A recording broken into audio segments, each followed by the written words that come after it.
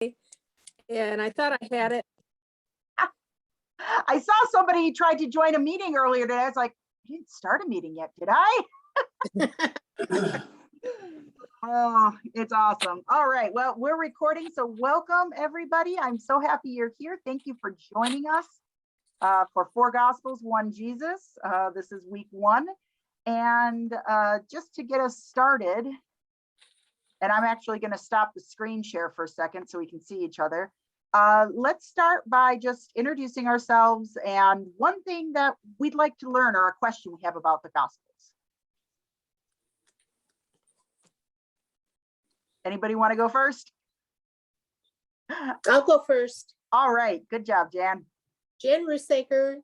I've been at Peace for about 12 years, and I would like to learn anything that you're willing to teach, especially about the Gospels and anything after the life of Jesus and beyond, more than the New Testament. So this is awesome. Great.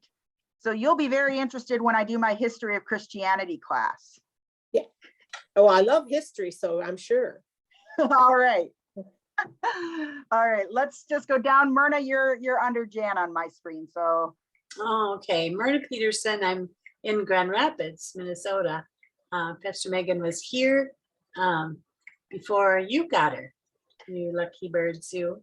And I just, yes, I know, and we miss her terribly here.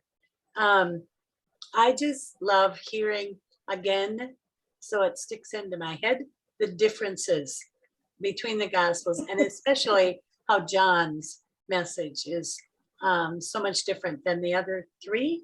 But it helps me to learn it more and more times, and each time it comes a little more clear.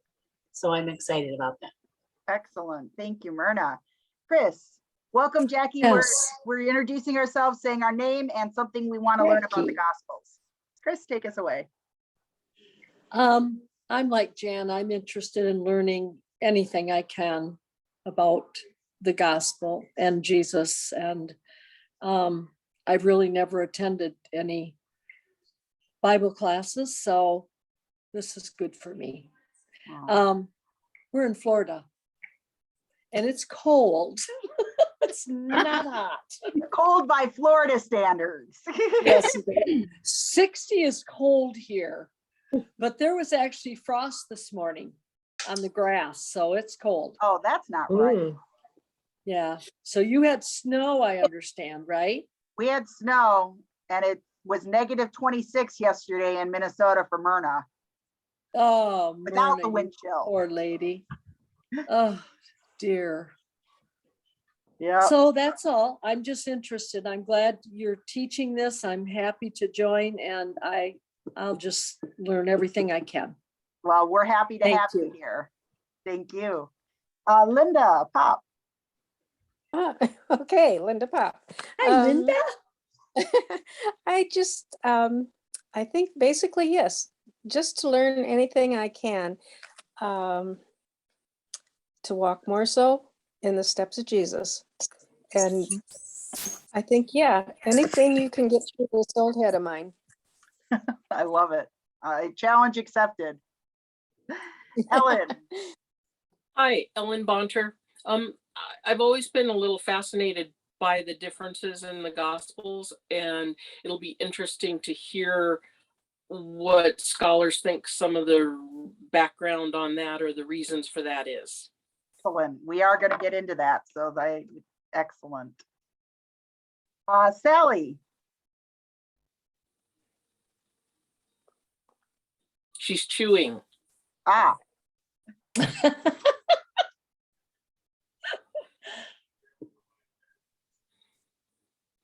Well, Sally. I had to leave the room. I'm sorry. Oh, that's okay. I missed Linda's introduction. I don't think I know enough about her. Oh, really? You're not missing much.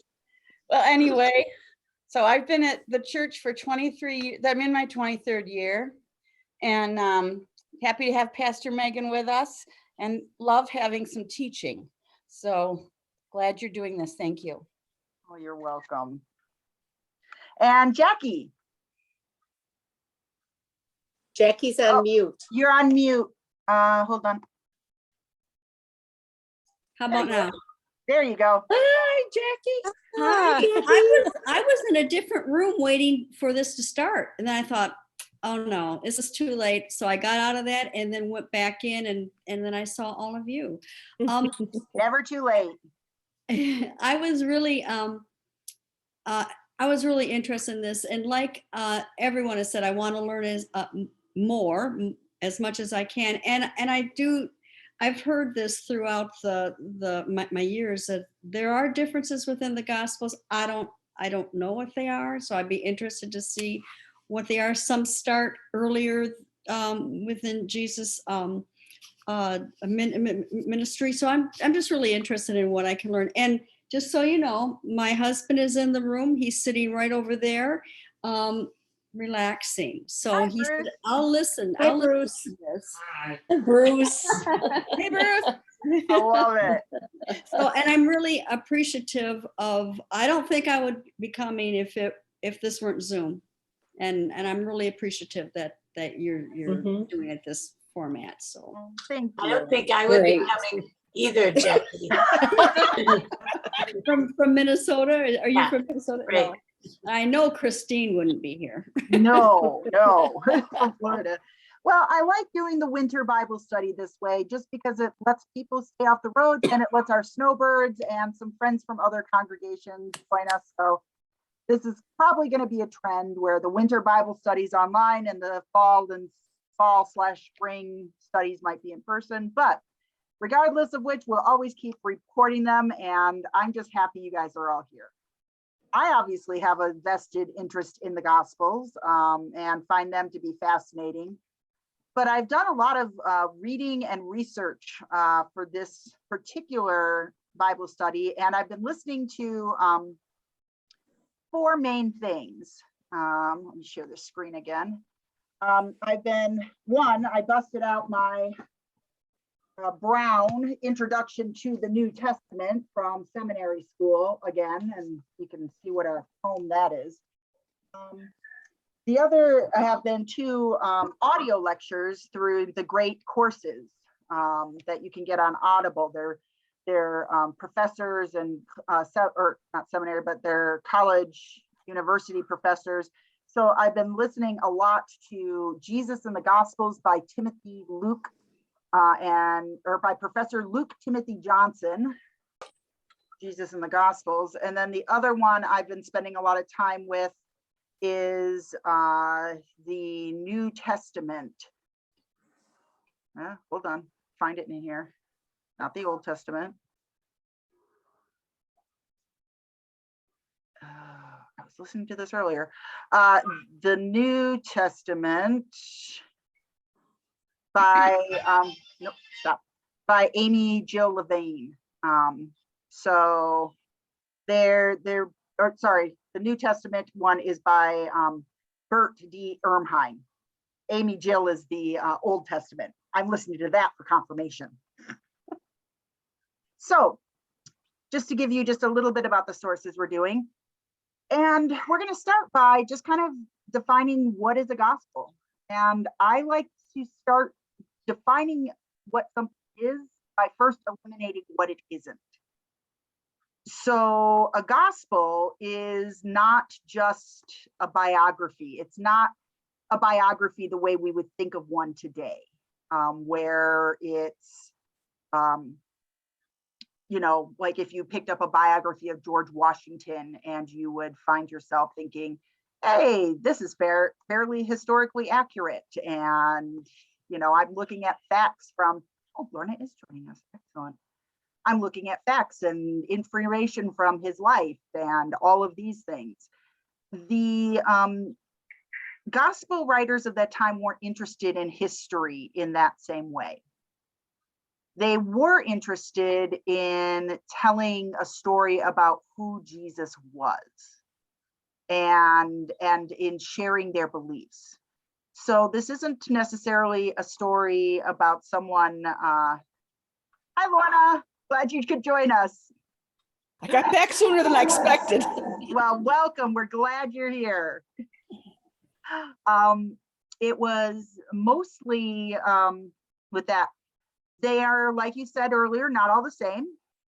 They were probably not written by actual people named Matthew, Mark, Luke, and John. And they unfortunately, well, fortunately, are not the only source that we have to talk about who Jesus is. We also have the letters of Paul and even many extra biblical sources. So the term gospel itself started with, hold on a second, I gotta move this. This is driving me nuts. There we go. Nope, that's worse.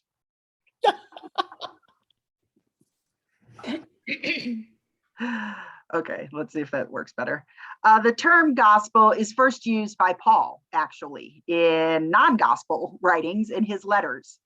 And it's the oral proclamation of the good news. So this is good news shared with other people, and it is talking about how people are being saved as this good news is being shared with them. Written gospels didn't appear until much, much later in that time, and they actually represent a fairly significant shift in the theology. It's a shift from long, short-term thinking as Jesus is coming back tomorrow and we got to be ready type of a deal to long-term thinking. Maybe we have to preserve this story and make sure we're writing it down for the future. It's a shift dealing with the destruction of the temple in Jerusalem and the shock that has on the culture. It's a shift dealing with people, more people who are non-Jewish joining the Jesus movement, more Gentiles. We see gospels start to be written around the time when more Gentiles are starting to become Christian, and when they've started to allow Gentiles to join without first converting to Judaism. And so the gospels sort of come as a way to ground those roots and preserve those stories. And similarly, it's coming at a time when Christianity is becoming something unique on its own right. It's no longer, it's moving away from becoming a Jewish sect and starting to become its own religion in its own right, separate and unique from Judaism.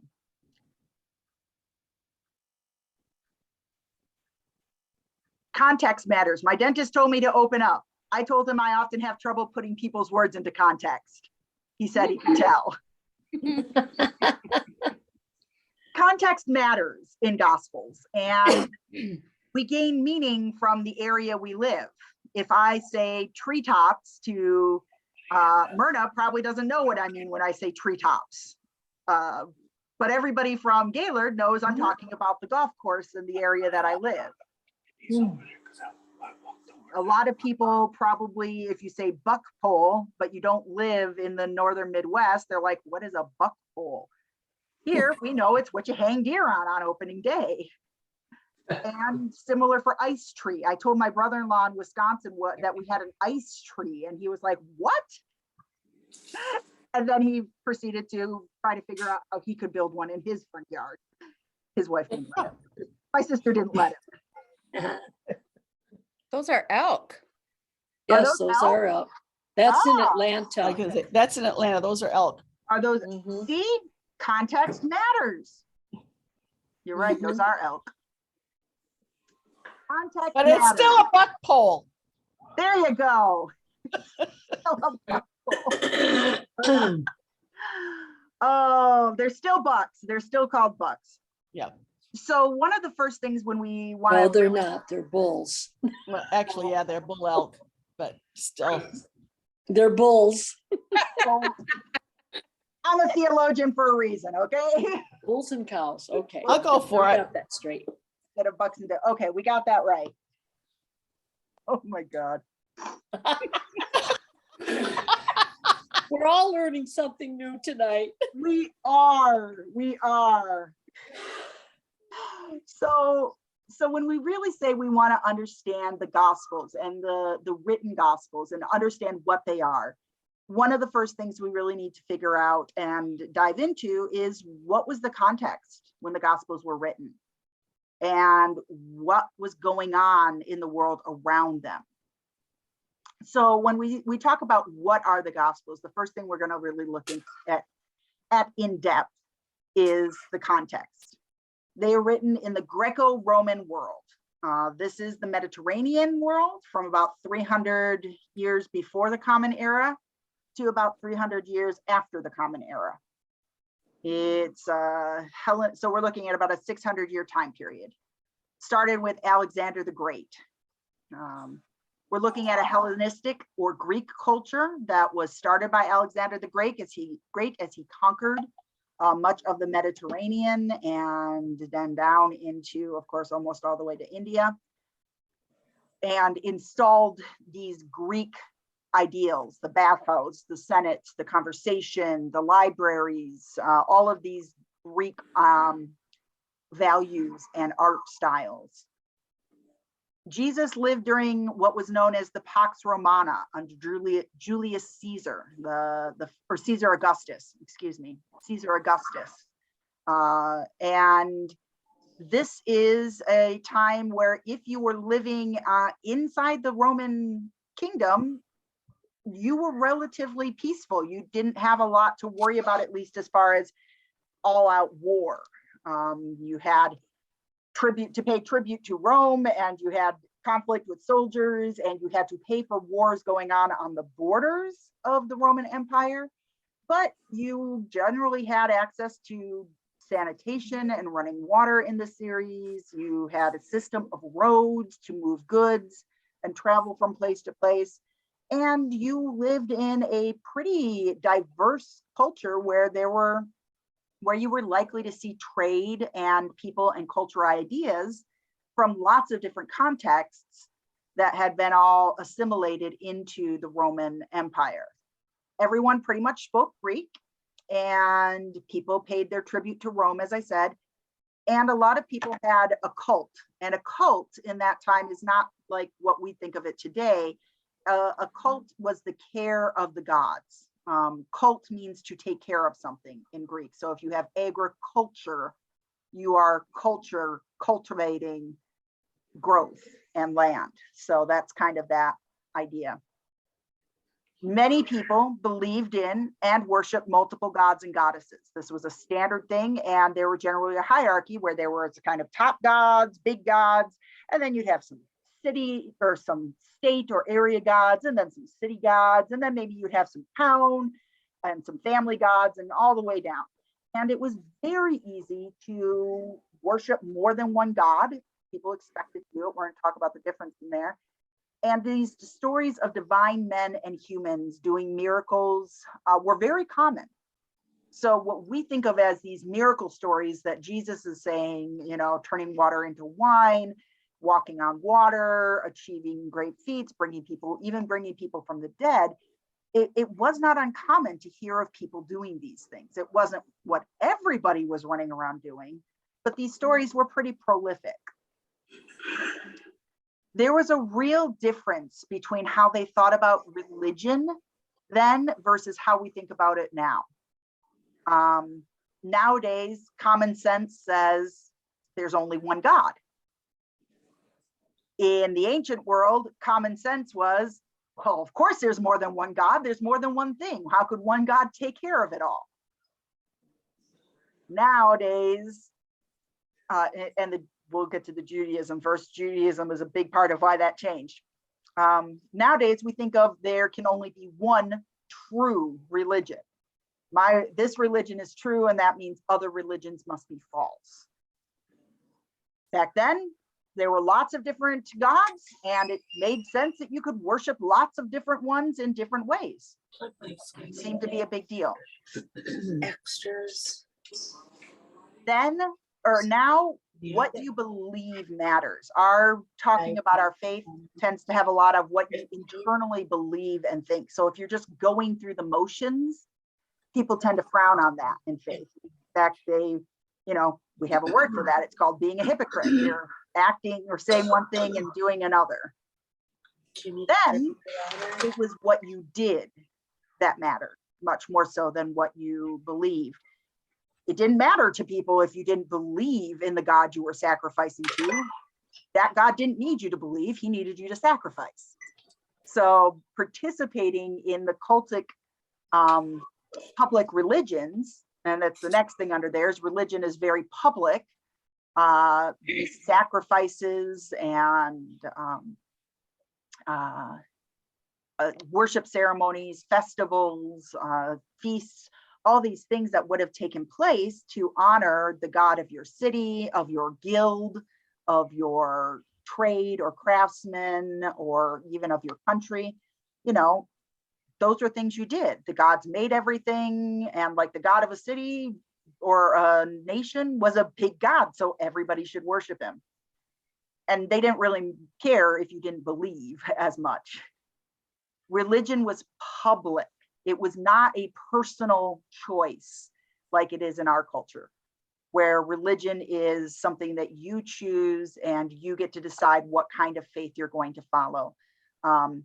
There were expectations that you would follow public religions and participate in them, and it was seen as very unpatriotic to not do this. In fact, if you were seen not participating and bad things happened in your area, you could be blamed because you didn't participate in the religion, and therefore now the harvest isn't good, and it's those Christians' fault because they're not sacrificing to the gods. Here, religion is very much a constant part of our life. We talk about it as something that is constantly with us. Their religious duties were something you did. You did them, then you went home. And this is probably the biggest one for me, especially when we're concerned with the Gospels and resurrection, is that now we read religious works and we think about religion and we are concerned with the afterlife, what happens to us after our death. So modern religion really talks a lot about that and looks at the resurrection in that light. Then religion was much more about the here and now. Death was something that happened all the time, but you were living so close to the edge that you didn't spend all your time thinking about what happened in the next life. You were trying to survive right now. And so when you prayed to God, you were trying to influence the gods to do something that would make your life good in this world, like a good harvest, or protecting you from war, or a safe childbirth, or a happy pregnancy or marriage. As we've grown and shifted, we've gotten much more into the, I'm trying to avoid going to hell. That becomes a much more driving throughout the Middle Ages, and it really kind of changes how we view and read the Gospels. This is a very brief, down and dirty timeline of the Gospels. Somewhere between the year 33 and 35 of the Common Era, Jesus is crucified. This is when the oral gospel that Paul talks about starts to spread. In the year 50 of the Common Era, you have the Council of Jerusalem, and that's where it's declared that Gentiles can become Christians, so without becoming Jews first. So you really start to see, and you're seeing the influx of people who don't have these Jewish roots into the community of faith. In 51 of the Common Era, persecution of the Christian church starts. Those Christians aren't doing what everybody else does. The things are happening. We're suspicious of them. And then from 54 to 56, most of Paul's letters are written. And these are the oldest writings in the New Testament. Then from 66 to 70, the Jewish revolt happens. Jerusalem is sacked. The temple is destroyed. It is a major cultural trauma. And out of this is also around the same time when the Gospel of Mark is written. And there is a distinct difference between Judaism and Christianity that really starts to emerge from this time. We think the Gospels of Mark and Matthew were written sometime between the years 80 and 90 of the Common Era. And the Gospel of John was likely written somewhere between the year 90 to the year 110 of the Common Era. So end of the first, beginning of the second century. The Gospels were, or first of all, any questions about any of that?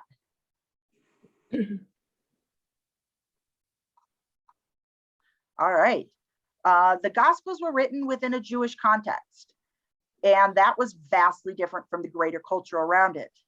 First and foremost being that it was monotheistic. There was one God and one God only. And if there were other gods, well, those gods were puny and little and nothing to be concerned about. There should only be one God that you worship.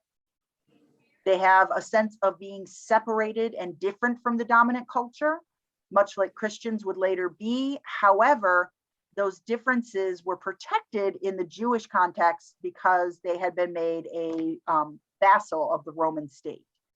So they didn't like being a vassal of the Roman state, but because they were, there was some level of protection for Judaism that was there. Their holy book, the Torah, the Old Testament that we have, was formed, and Jesus quotes from it often in the Gospels, and the Gospel writers had really good access and knowledge of the Torah. It's quoted frequently within the Gospels. And it, of course, talks about the covenants. There's one temple to worship at in Jerusalem, and the temple is a hugely iconic and important places to be. But since not everybody can go to the temple all the time, you have these synagogues, which are places of gathering and study.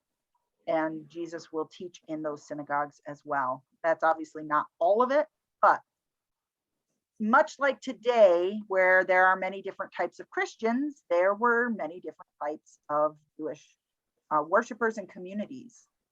There's about 4 that we meet in the Bible, and we'll talk a little bit about each one of them. And feel free to jump in with any questions or comments. If anyone's ever been to the Holy Land or seen any of these places, let me know. I'd love to go there. The first group is called the Essenes. We don't see them a lot in the Bible. We do come up with them a few times. They're a smaller Jewish sect. They're very concerned with purity, and they often lived separated from the rest of society. They didn't trade with other people. They didn't participate in culture. They often lived in the deserts, and they lived in a very communal life. People served each other, so they wouldn't have had slaves or anybody like that. They were often celibate, known to be peaceful.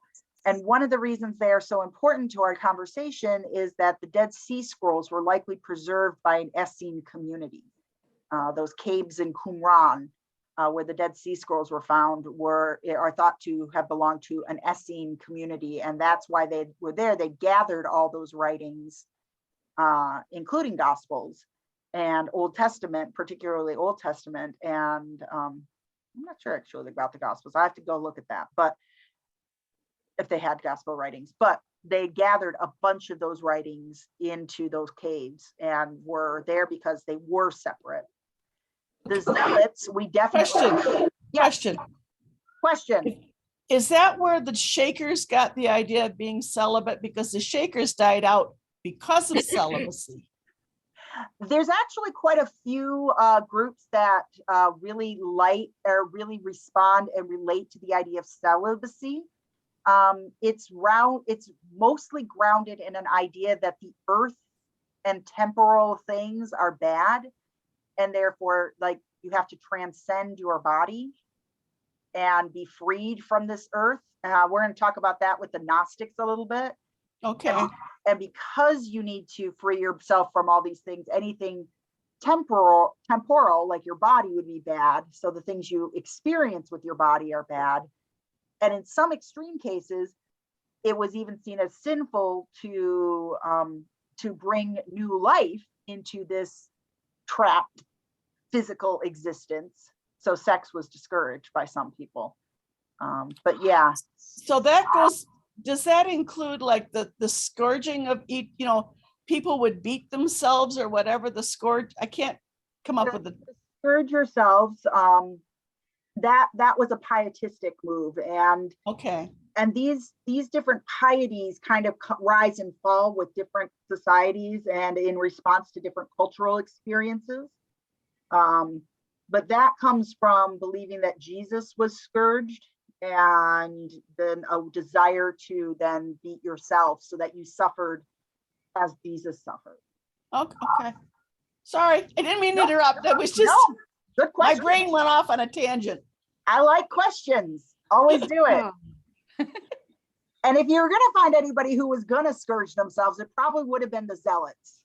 You definitely hear about that. There are disciples in the New Testament that are named as zealots. And this is a Jewish sect that focuses its identity around this covenant with Abraham, and more importantly, the land of Canaan. This was what God had promised to them. And they felt very strongly that the Romans should be driven out of the promised land and sought to inspire people to revolt against Rome. The zealots felt like they had great, just like their names, zeal for this belief, and wanted people to rise up to force the Romans out and believe that God would do that. Their image of the Messiah, and in each of these groups kind of has their image of the Messiah challenged in the Gospels. And you see that as Jesus and his disciples interact with different groups and sects of Judaism throughout the Gospels. So the zealots, are looking for this messianic figure on a horse that's going to come riding in and lead them to this glorious battle where all the Romans will be killed and the land will be theirs again, and it will be God's kingdom, and it will be holy and good. They did eventually get their uprising, 66, 67 to 70 CE, and it ended disastrously with the sacking of Jerusalem, the complete and utter devastation of the temple. And after this point, the zealots are pretty much no more because their identity as claiming the land is been driven out, and they've lost that. They also probably led to the end of the Sadducees. You will hear them. That's a name you're probably familiar with. These are likely upper class Jewish culture, likely connected to the Roman Empire. These are probably Jewish people who may have been governors or officials and have some communication, some going back and forth between Rome and Judah.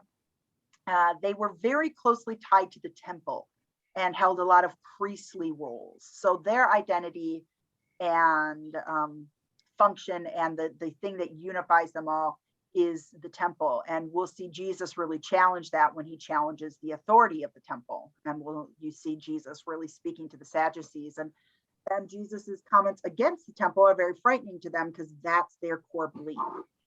They don't believe in an afterlife of punishment or reward. They do believe that there's a place, they believe in Sheol, the land of the dead, and that's where everybody goes, bar none. It's not particularly bad, it's not particularly good. You're just kind of there, and it's dead. It's probably a little more bad than good. Life is obviously preferable to death, but no burning lakes, no fluffy clouds for them. They did believe in free will exclusively. Everyone could choose to be good or bad. So having an ability to say, yep, you've made these choices and it's your idea. They absolutely rejected the idea of spirits and angels, or the idea of the immortal soul. It's a Sadducee that will challenge Jesus about the woman who married multiple men, or had multiple husbands, died, and continued to marry the brothers as was the custom, and says, whose wife will she be in heaven, type of a thing, trying to poke holes in the idea of a resurrection and a life beyond death. And they rejected the oral Torah of the Pharisees, and they really didn't get along with the Pharisees as much either. And that's the last group.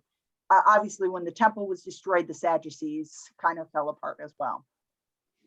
Finally, the Pharisees are coming, and the Pharisees get a bad rap. They're often portrayed as hypocrites. They're probably portrayed that way because they're the people that Jesus interacts with the most. Jesus could very well have been a Pharisee. These are people deeply concerned with the Jewish law and keeping that law every day of your life. They even have the oral Torah, which kind of expands the law and brings it into other things. The Sadducees said that wasn't legitimate. The Pharisees said, oh, yes, it is. there's a big problem. The Pharisees are probably a little bit more in line with our current thinking today, as far as there's free will and predestination. We can make choices, but God knows everything. And there's a way you can explain that, but we don't really know what it is yet. We're not, quite there. And they kind of say, it's very Lutheran in the sense that they don't say that it's this or that. They say, yes, it's both. Way to go. Early Lutherans right there with the gray. They believe in it. They believe in an afterlife.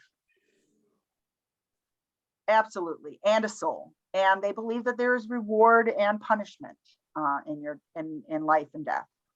And eventually, Pharisees, the Pharisaic condition, since the law is the one thing to destroy, it's not physical like the temple or the land, or even, and since they were a larger community than the Essenes, this group has survived. And there are people who say that modern rabbis and rabbinic traditions, where the Torah is the center of your worship, kind of funnel down through the Pharisees.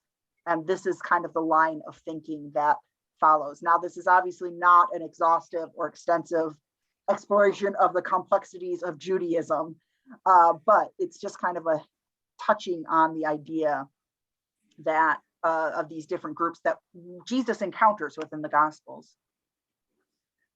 The other thing for context, and then we're almost done with it, is that this is an emerging belief system. The Gospels are not simply biographies of Jesus. They are 4 different people sharing real life experiences and perceptives about their perspectives with the Savior of the world. So they are very much writing to convince people and explain, to both explain and evangelize this growing Christian faith. So I want to put this out to the group, and I'll stop the share a second so we can see each other. Have you ever thought about the gospel writers as evangelists or writing with an agenda? And how does that strike you? Does that kind of make your stomach knot up a little bit, or is that like, oh, that makes sense? How does that strike you? I always thought that's why they wrote the Gospels, because they Okay. didn't have an agenda. I never thought about how it, I don't know how I feel about that. I mean, I guess I just accepted it, so. Okay. Mhm. Yeah. I'm seeing a lot of heads nodding. Yeah. I never thought of them I as never having thought an of it that agenda. way. I thought it was just they wanted to keep history. Yeah, no, they are very much not interested in factual history the way that we think about it. They are trying to preserve tradition and story and culture, but they're not looking to preserve historical fact the way that we experience it. Okay. And Pastor, are we going to touch on why these weren't relegated to the Apocrypha, why they ended up in the King James Version? yes, we're going to talk a lot about that. That's the Okay. last half of the presentation, and we're getting there real quick. Any other thoughts about this? All right, let's jump back in. So while these gospels are not necessarily recording historical fact, they are recording they are recording cultural truth, and the truth that these people have experienced and want to pass on to future generations. John even explains that as the motivation for his gospel is so that other people can do it. We don't actually know who wrote the gospels. They are actually all written anonymously. They have been attributed to Matthew, Mark, Luke, and John, and we'll talk a little bit about that, what that means in a future slide. But what we know about them for sure is that they were Greek speaking, educated. They likely had Jewish origins, and they believed that Jesus was the Savior and the Messiah. Some believe that all the gospel writers were Jewish. I think that's a fairly safe belief.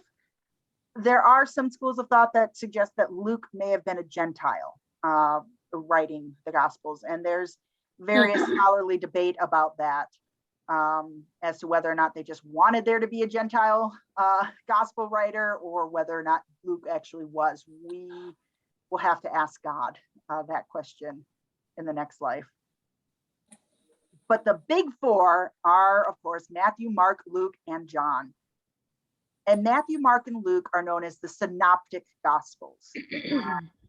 These are the gospels. Synoptic means they can be viewed side by side. Syn, side, optic, viewed. And if you're a pastor, you have a book like this sitting in your office where all of the gospels are, you have a column for each of the gospels, and you can go through and it tells you the stories, and you can go through and say at any point, say, oh, this is in Matthew and Mark, but not in Luke and John, or, oh, this is in all four of them, or, oh, this is only in the Gospel of Luke. And it's really interesting to do that. Mark is thought to have been written first, and then Matthew and Luke probably had an access of the gospel, access to a copy of the Gospel of Mark. The Markan spine kind of runs through them. That's what one of the professors I was listening to called it. And they add on to it. They deviate dramatically from Mark, adding and subtracting their own texts. And some texts occur in both Matthew and Luke, but not in Mark. Things like the Beatitudes, the Lord's Prayer, the sayings about not being anxious, because consider the lilies of the valley, how God takes care of them. Sayings about you cannot serve two masters, do not hide a lamp under a bushel. A lot of well-known popular sayings occur in both Matthew and Luke, but not Mark. And a lot of Bible scholars think that these come from that the reason you find them in both of these gospels written from two different perspectives by two different people is that they had access to an unknown source of Jesus's sayings called Q. If you've ever heard of somebody saying, oh, that's Matthew, that's Mark, oh, that might be from the Q source. We do not have access to Q. We have never found Q. We don't have evidence of it. We have evidence in non-canon Gospels of, like the Gospel of Thomas, that is the sayings of Jesus, that we have, that there were written documents where people just wrote down things Jesus said. So it's a reasonable idea that there might have been such a document at the time. We just don't know where it is. John is a beast unto himself. He is very unique, shares very little in common with the other three. Far more poetic in his style, much less trying to get him, telling a story. He's much more theological and poetic. He has some things in common with the text, but there's also some really big theological differences. John is trying to make some different theological points than the other three, and that's one of the most interesting things to explore about him. For example, one of the points in the Gospel of John that is not found in the other three is that Jesus pre-existed before his birth. That's part of that beautiful prologue. In the beginning was the Word, and the Word was with God. John is being very clear about saying Jesus has always been and always will be, where Matthew, Mark, and Luke, Matthew and Luke have a birth narrative. Mark has no birth narrative. And they're more interested in what Jesus is doing in his adult life. John wants it to be known clear that Jesus existed before and after and always had. So he puts this really beautiful narrative at the prologue at the beginning of his gospel. There are other gospels that were not included in the Bible. Gospels of Thomas, Peter, Judas, Mary, just to name a few. We call the ones that are in the Bible. Well, first of all, how many of you have heard of any of these gospels or read anything from any of them? Jackie, Ellen? I know they exist, but Okay. Lorna knows they exist, but hasn't read any of them. Or go ahead, Jackie. I have a book that was written in it. It claims to be the Gospel of Mary. Yep, I have a lot of those gospels. And another doorstop of a book, and the Gospel of Mary is in here. There's the Gospel of Mary Magdalene, the Gnostic Gospels, the Dead Sea Scrolls, wisdom texts. There's a lot of these different ones in there. The first thing that we understand between the Bible and these writings is that canon meant that these are the official writings of the church. All right, these were the writings that were used in worship, used to make liturgy, preached about, and probably most importantly to the people who were deciding this at the time, these were the official texts that you could use during public debate about theology. These were accepted authoritative sources. So if you were going to cite your source, these were the ones that held up. It did not mean that the other texts weren't important or even have a significant impact on Christianity. The apocryphal, non-canonical writings have actually shaped a lot of our images and beliefs in ways that we might not understand, especially if you have a Catholic background. We're going to get into that in a second. But first of all, how were they forming this canon? Not canon. Oh, that's an error. Canon. It starts with a really organic process. The first stage of forming the canon is that these books are written. People in their country or in their own areas and territories start writing letters and gospels and pages and pages and pages of their experience and ideas and theology about Jesus. And they circulate within a small local context. The second stage is exchange. You take something that was meaningful in your local context, and then you see if it still has value and meaning when you share it with another group. And if another group likes it, there's all sorts of ideas and letters. Paul even talks about how he wrote another letter to Laodicea and asked them to exchange, this idea that you're supposed to collect or exchange these ideas. The ones that had meaning and were of value were copied and then collected in stage 3. The ones that communities found meaningful, entertaining, helpful, these are collected into different communities. And in late books of the Old Testament, like in 2 Peter, he actually refers to the letters, a collection of the writings of Paul, kind of proof that these letters of Paul had been saved, copied, collected, and shared among other communities. And then finally, the fourth stage comes many years later, probably not until the mid 200s or so, where they actually start forming canon to say these books are in and these books are out. And they had some different criteria for that. Many of the books left out of the Old Testament were written in the 2nd century, not the first. So the Gospels of Matthew, Mark, Luke, and John are the oldest known writings about Jesus of that nature. He's obviously referred to in Paul's letters, but these 4 Gospels are the oldest ones there. And like I said, the one that could possibly have been written the latest would have been written in the early 2nd century, most likely at the end of the 1st century. In the 2nd century, though, we saw prolific writing. That's when these Gospels of Thomas and Mary and Judas and James and all these other Gospels start coming out, and people start saying and claiming that these Gospels have been inspired by direct and divine inspiration. God has spoken to me and said, this is the right way to do it.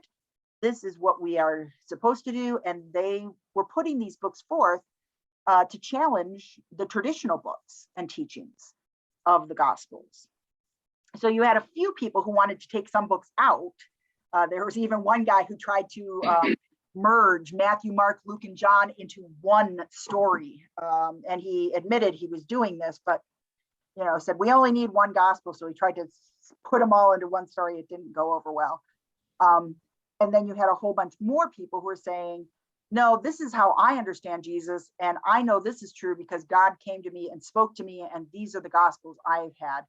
A modern example of this could be like the Book of Mormon, where Joseph Smith said, an angel came to me and told me that this is true. And these are the, and there are people who believe that the Book of Mormon is divinely inspired word of God and adds into their holy book.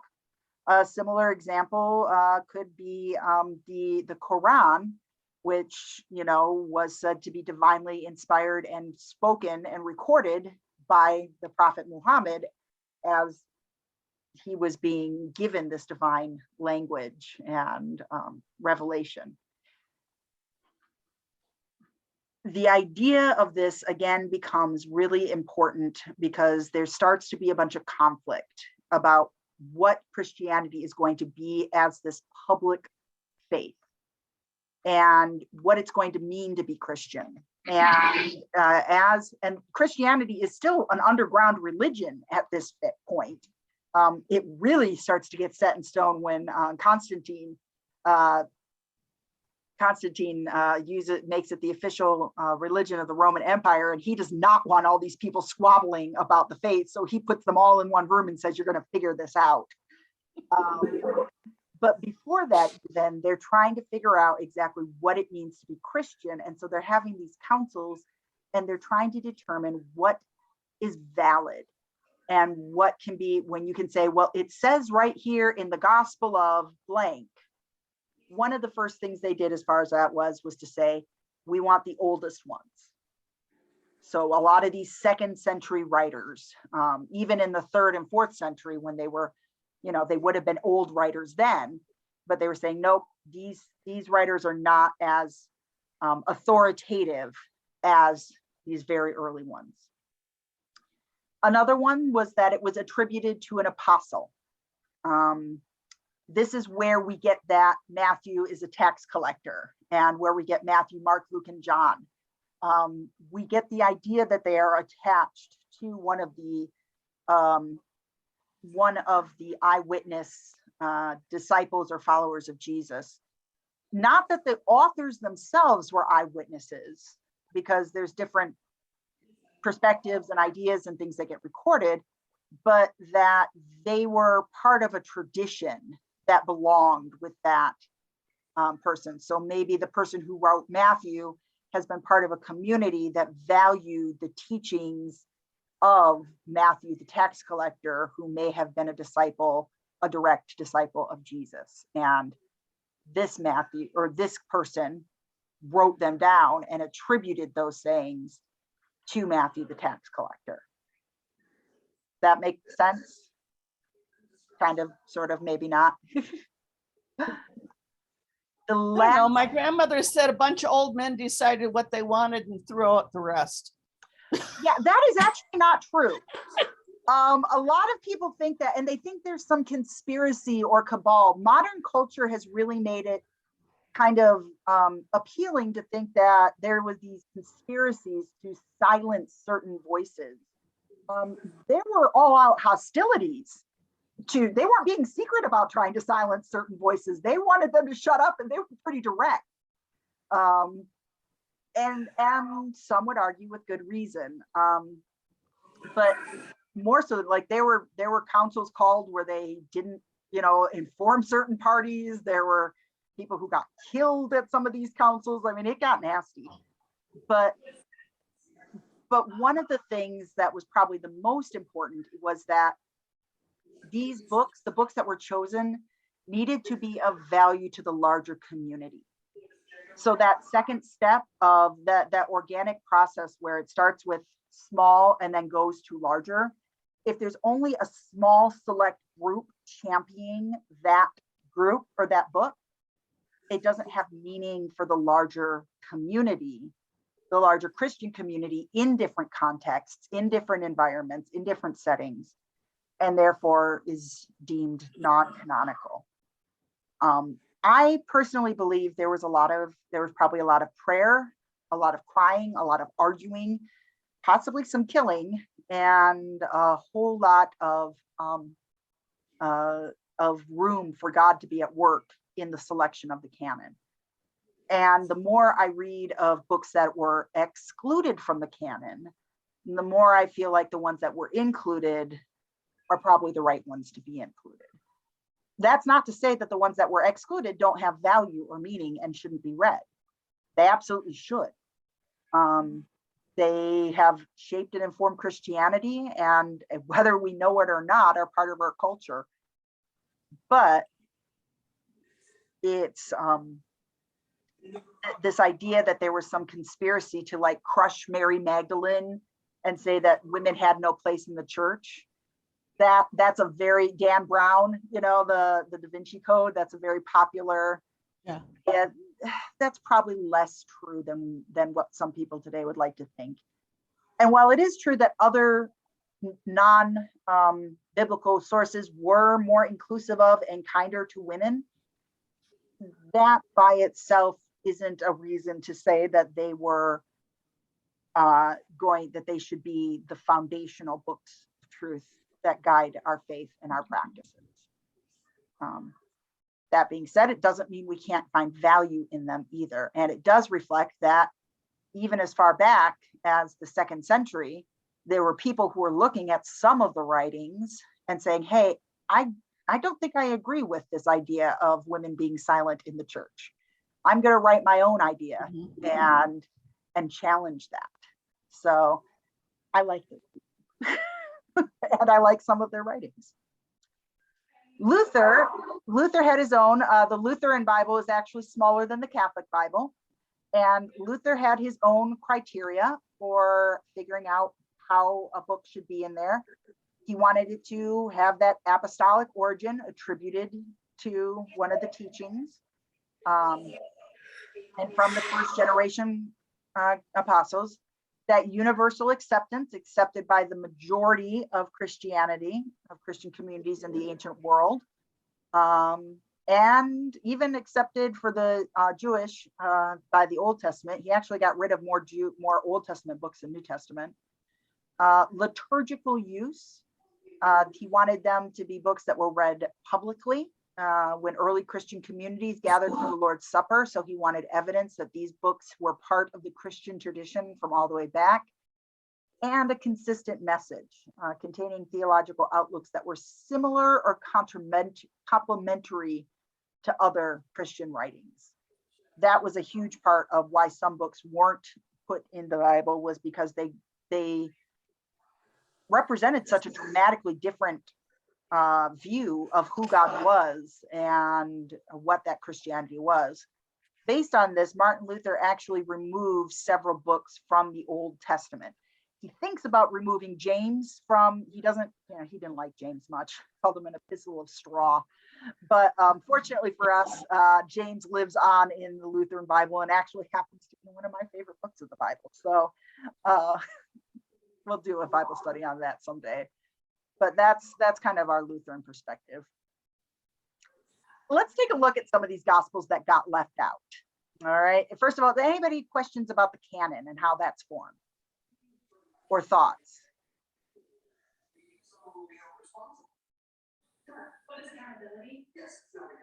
Anything surprising or kind of like, oh, I hadn't thought about that? Well, it isn't about the canon, but it is about the apocryphal books. For whatever reason, maybe it was my early Baptist upbringing, the Apocrypha was absolutely off limits. It was, I've always felt sort of sinful to even know what was in it. Ah, interesting. So I'm finding this fascinating that as a pastor, it's like, no, it's interesting. There's some stuff in there that's interesting. Oh, it is. And it's ancient writings from the 2nd century Christianity. It tells us about the beliefs, the church, the people. You know, there's valuable stuff there. It's not all theologically where I would be, but I imagine many first century Christians would look at our church today and say, I had no idea it was going to turn into this. So Yeah. anybody else have any experiences with the Apocrypha? Or like Lellen had, or different ones? It was, I think it was there was the concept that, keep in mind, my mother was Church of England, okay? Okay. and that the Catholics just had to have a whole lot of ceremony, and they threw in extra books too, and that they weren't really biblical. Mhm. That was the concept. Now, how accurate that was, I'm beginning to think it wasn't, but you know, it was sort of a prejudice. We definitely have some prejudices and strong feelings about it. And there are people who, there are people for whom, if not every word of the Bible is literal factual truth, it means that nothing in the Bible is literal factual truth. These are people who need the world to have been created in 7 24-hour periods. And that stems from that deep belief of, well, if the Bible says it, it has to be true. And if I can't prove that it's true, then the Bible's not true. Then there are other lines of thinking that say these books were filtered and sifted and refined and given to us because they contain truth about God, about our world, about our creation. And that doesn't mean that other writings from that time aren't valuable, but it does mean that, and then those other writings, outside of the Bible, those other writings would challenge that truth.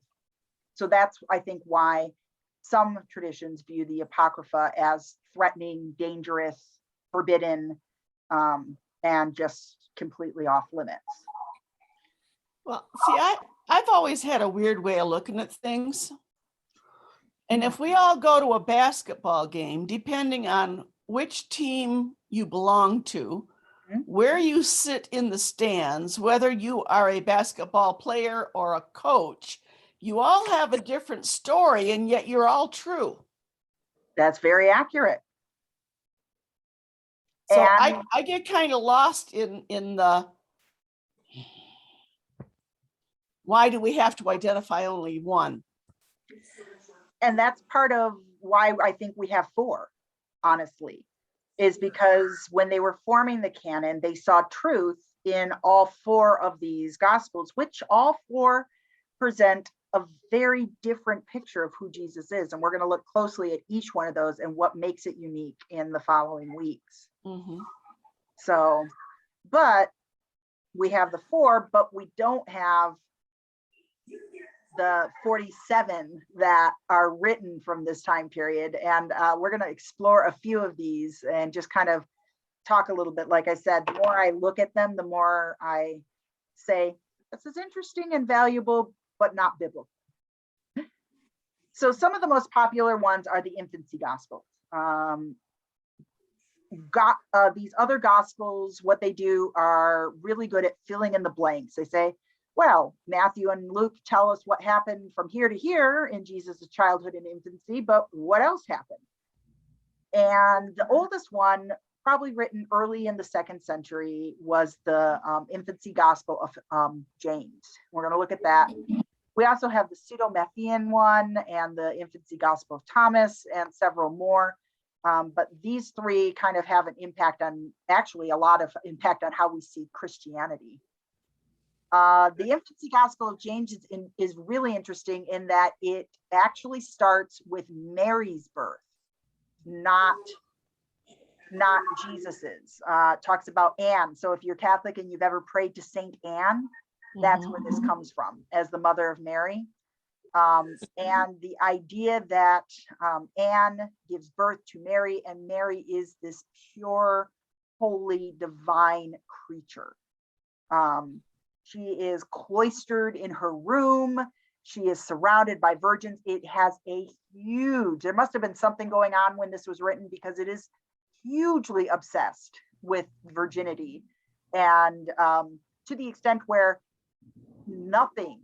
Mary is perpetually virgin. It goes to an explicit extent of saying that even after giving birth, she was examined and her hymen was intact, that she was virgin even after delivering.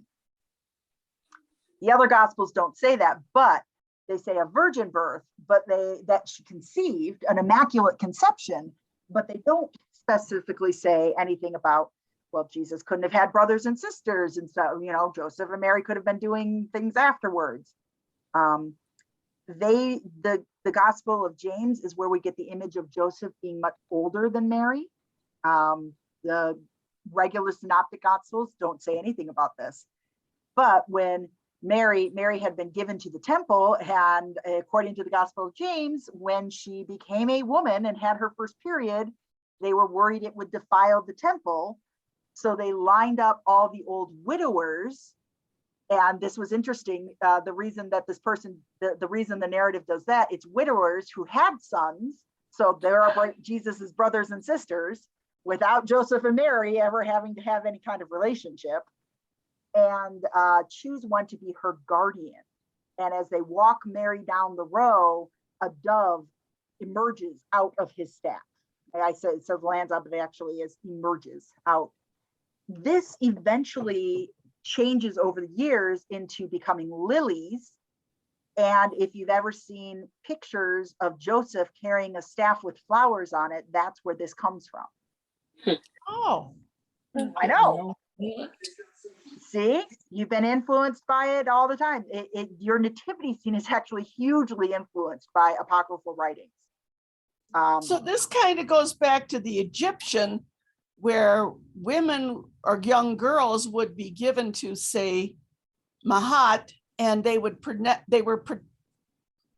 celibate from the time they were given to the Absolutely. temple until they died. Absolutely. And Mary was, and this kind of cultic virgin is not actually biblical. We don't see it anywhere in the actual scriptures. In fact, the scriptures say, be fruitful and multiply, and frequently have Jesus encountering and working with prostitutes. And while he tells them to sin no more, there's a lot of other sins out there. The Bible is not as obsessed with sex as culture and church culture will get later on. We do see that obsession starting to form here. And this is thought to be one of the Gnostic traditions, which are very much a rejection of the body. So the idea that Jesus is born not of bodily functions, but of some divine act, and that it's proven by the fact, you know, in the Gospel of James and the pseudo Gospel of Matthew, or the Gospel of pseudo Matthew, one of the midwives sticks her hand in to confirm doubting Mary's virginity, and it withers and falls off. I mean, Good grief. Oh my gosh. because they doubted her virginity, and it becomes this huge. So this Mary, the Hail Mary, or the Immaculate Mary, the Perpetual Virgin, these are not from gospel truths, but rather from apocryphal books that were very concerned about that. So that I've always found really interesting. And here are just a couple of the pictures. So you see the Joseph with his staff and the lilies growing from it. These gospels are very explicit that Jesus was born in a cave. And of course, there's little Mary being presented at the temple at a very young age. And if you've ever wondered where the donkey and the cow came from in your manger scene, that actually comes from the Gospel of pseudo Matthew. He's trying to connect it to a saying in Habakkuk about how the beasts of the field will worship the Savior. And he explicitly goes in and talks about a donkey and a cow observing him in the manger and honoring or worshiping him. There are even some gospel texts where dragons come out and Jesus subdues them. Some of these infancy gospels have Jesus speaking from a very young age, or being born. They don't actually see birth, they see a blinding light, and the light consolidates into a childlike shape, and then it opens his eyes and laughs at them. So really playing up the divinity. And this comes from a tradition that was very much later on. One of the key and one of the earliest conflicts in the Christian church was whether or not Jesus was human or divine. And you had these gospels that were really painting Jesus as fully divine. He only appeared to be human. And these were a lot of the apocryphal writings are rejected because they don't view God as both human and divine and embrace that mystery. So, any thoughts on? Well, then how did they explain the crucifixion? Oh, he disappeared from the cross. In fact, we'll talk about one of those. The Gospel of Bartholomew has a really interesting exchange about that. And the idea with that.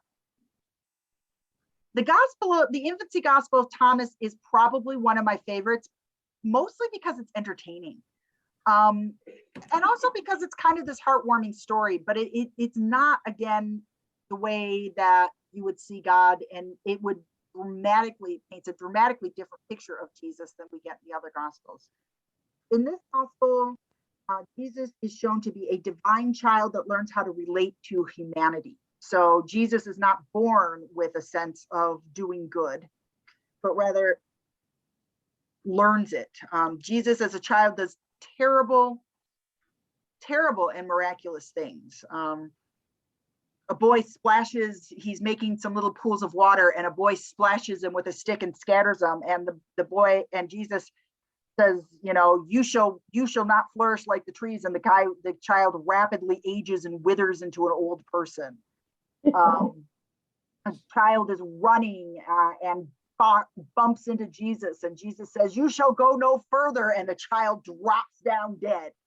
And Joseph is the long-suffering stepfather where everybody goes to and says, "Hey, control your kid. These are terrible things that are happening here." In one story, Jesus is playing with some other kids, and a child falls off a balcony, and everybody accuses Jesus of killing him. And Jesus says, "I didn't." And he brings the child back to life just so the child can prove that Jesus didn't kill him. See why this doesn't quite mesh with other things. But what's really lovely about it is that Jesus does learn from the love of his family. He begins to show awareness and concern for his playmates, for his family, for others. There's this beautiful story about how he's helping Joseph as a carpenter, and he cuts one of the boards too short, and Jesus says, "Lay the boards side by side," and he causes one end of the board to grow so that it matches the other in length. So I mean, it's a lovely stories, but it's also not, God. It's not that image, or it's not that Jesus who is born with this idea of salvation. And it assumes a lot of things, and it probably puts in a lot of those stories to try and draw in some of the spectacular, like you would have seen in other Greek and Roman writings at the time. There's a really fascinating discovery, the Nag Hammadi Library, which was found in Egypt in 1945 and 1946. These are the 47 other writings that I talked about. And not all of these are from Gnostic or even Christian authors, but they were collected by a Gnostic community. How many of you guys have heard of a Gnostic? Yeah. Okay. You have anybody else? Lorna? Gnostics are this group of Gnosticos in Greek, Nagos in Greek is knowledge. And a Gnostic is a faith idea that is based on the idea that God has revealed hidden and saving knowledge through Jesus. And they're very focused on the divinity of Jesus, and they downplay or even deny his human side. They like mythic stories, telling stories that answer questions like, who am I? How did the world get here? Why are we here? Where are we going? The Gnostic view of salvation, they were very down on anything with the physical world, and that included sex. To be freed, to be saved, was to be elevated and freed from the physical world. And because of this, their relationship with the Torah was very negative, because the creator God made the physical world, and the physical world was what was imprisoning them, which is interesting when you look at some of these non-Gnostic writings. You see very hostile ideas towards that, a lot of hostility there. They believe that people are destined and that there are mud people. These are people who are stuck in physical creation. There are spirit people. These are the Gnostics themselves who are moving with this along this path to salvation, this hidden knowledge. And then there are psychics, when these are people who could go either way. These are the people who they would evangelize to. And, we might be able to save them. They're not stuck, but they're not one of us yet either. And their focus was very much on their own individual spirituality. The Gnostics are not trying to build a communal faith like the Christian or the Jewish leaders are. They're not trying to build something that unites and brings people under a common identity. They are about their individual path to salvation and freedom. And if you understand that, if you understand the secrets and the writings, then you will understand this, or you will be saved as an individual. There's no sense. Jesus came to reveal this, and if you don't understand it, you're not saved. If you do understand it, you are. So the idea of universal salvation, the idea that God came to save us by grace and not through our own actions, they would have rejected those kinds of thoughts.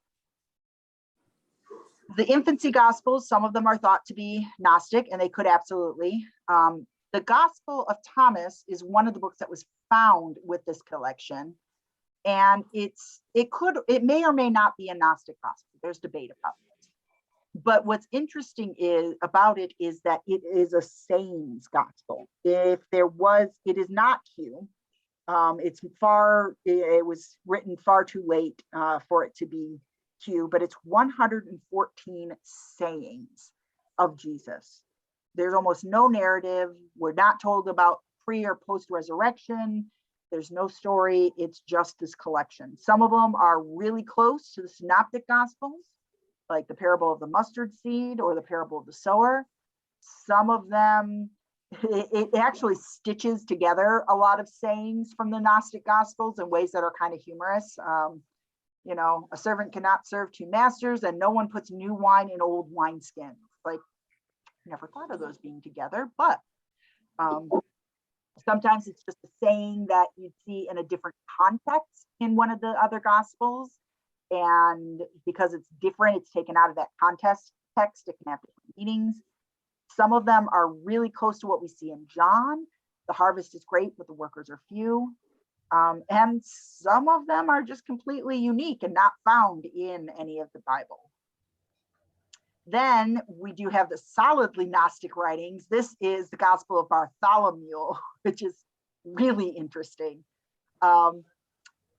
Probably written between the 2nd and 4th century, and it's kind of an interview with Jesus, a question and answer. Bartholomew says, and the idea is Jesus has come and has this conversation with Bartholomew, revealing what he could not reveal in human form.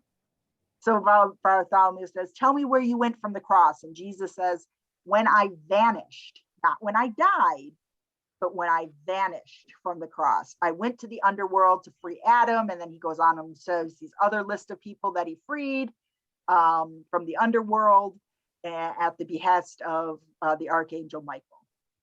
one of the later on, he says, how many souls will leave this world every day? And Jesus answers 30,000, which is interesting and fascinating. And we don't know why they chose that. But then Bartholomew asks, how many are saved? And Jesus says 3. It's this very Gnostic belief that only a few people can truly be saved by gaining this secret knowledge and truly understanding it. And so there's that. The Epistis Sophia, faith and wisdom, is really interesting. This is where you see Mary Magdalene start to really have an important role. She is named as one of, and she is oftentimes proclaimed, and this is why a lot of feminist writers really like some of the apocryphal writings, is that Mary Magdalene is given a more honored place and tradition in a lot of these. And this is another one of those kind of back and forth where Jesus is answering questions, a resurrected Jesus is answering questions to a bunch of other people, but Mary asks 39 out of the 46 questions. So she becomes kind of a key figure there. And these are just a few examples of some of these Gnostic writings. Eddie, what do you think?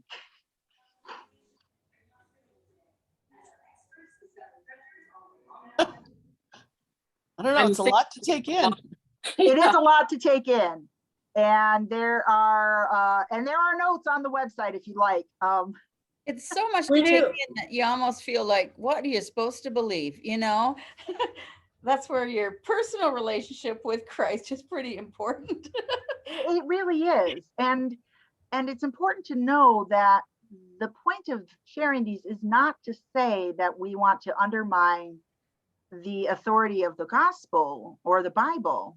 Like I said before, I believe that there is cultural truth being transmitted here, that these are beliefs and systems that have been there. And I believe that they have been sifted and sorted and weighed and measured and prayed, and that God is at work through these books and through the Bible in a very special way. Where do you find all these? Where do you find all these books? Well, you can find a book like this called the Gnostic, or the Other Bible. That's the title of this book, and it has a bunch of them gathered in one place. If you can do that, you can also, there are various audio books and regular other books that talk about the different gospels. Are there any churches based on those gospels? Not specifically. There are people who challenge the way the Christian church works based on some of those gospels, particularly the old man, these are a bunch of old men, and we shouldn't, we should listen to these other voices from this time period that were excluded. Elaine Page, I think, has done some writing on them. She's very much a favor of some of those. I've not read her stuff, so I'm not sure where her theology comes down. Both of the courses I'm listening to are on Audible, and you can, if you subscribe to that, you can listen to them on Audible through Amazon. But largely, you can also Google a lot of these different gospels, and it will give you some highlights. Wikipedia is wonderful. Yeah. What are your thoughts on, so I find this all very interesting, and wow, you're a really studious person. And so thank you for that. But I'm thinking, while I'm driving. The Bible itself has lasted, even with all its different versions, has lasted for, thousands of years. Oh, yes. But that, I don't know, in my thoughts, even as interesting as all the other information is, and it's deep and it's pretty cool to learn about, but we have this one that kind of is still sustaining. Absolutely. The generation. And that's the foundation. Again, the canon, the canonical writings in the Bible are the ones that are the official writings of the church. These are the ones that guide our worship. These are the ones we preach on. These are the ones that when we have questions and theological debates and we wonder about, these are the writings, these are the bedrock that we go back to. Mm-hmm. And they've been determined to be the oldest and most authoritative writings we have. from the people of, and from the New Testament. And the Old Testament was actually mostly formed when the New Testament, by the time the New Testament was there. The Old Testament was the Septuagint, if you've ever heard of that. That was something in Alexandria. I've actually been there in Alexandria, Egypt, where they gathered 70 rabbinical priests to establish the books of the Old Testament, the Hebrew Torah, and they each picked the same books independently of each other, according to legend. But similarly to the other canon, it probably went through a very similar process of small audience, big audience, more people, whether these books were collected and circulated and had meaning for large groups of people, and then conversation, debate, and saying, yeah, this is consistent with the larger view of our beliefs, and this is not consistent with the larger view of our beliefs. And even with all that, we still end up with over 66 individual books in the Bible, each one with different ideas, beliefs, and messages, fragments of the image of God. And in the next couple of weeks, we're going to go into what makes each of these gospels, what Jesus looks like, what makes them unique, what discipleship means in them, and how Jesus looks. We're going to just kind of focus in and say, if we're only looking at the Gospel of Mark, what would we know about Jesus? How would we describe Jesus? How would we experience that? And then listing it up and seeing what makes them unique and different from the other ones. Good. So I'm really excited. I hope you guys are too. We're going to be doing the Gospel of Mark next week. So listen to your audio Bibles or read some of the Gospel of Mark if you can. And I'm looking forward to joining with you guys again. Thank you. Thank you. Pastor. Thank you. Okay. I hope you all have a wonderful night, and it's so good to see you all. Yeah, same here. You too. Farewell. Good night, Pastor. See you Good night, everyone. Good next night. week. Good night, everyone. Good night. Bye.